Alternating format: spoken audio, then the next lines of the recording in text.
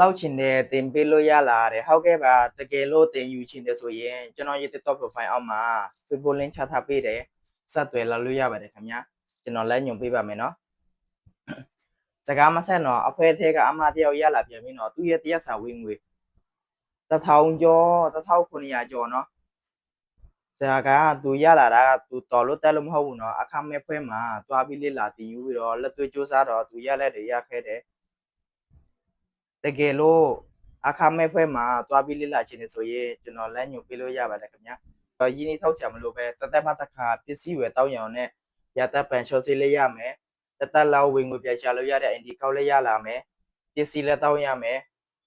ပြီးရင်ကိုအားလည်းတဲ့ချိန်မှာအချိန်2နာရီ3နာရီပေးလို့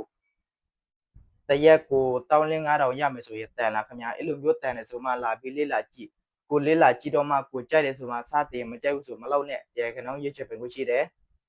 ဒီ WS ထဲမှာကြတော့အလောက်ကနေပြန်လာတဲ့အချိန်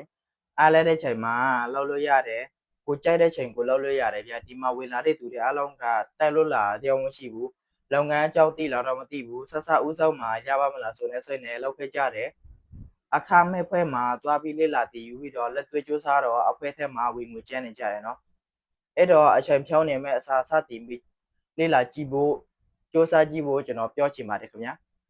တကယ်လို့အခမဲ့ဖွဲမှာတွားပြီးလေ့လာချင်နေဆိုရင်ကျွန်တော် profile အောက်မှာ Facebook link ချထားပေးတယ်ဆက်သွယ်လို့ရပါတယ်ခင်ဗျာ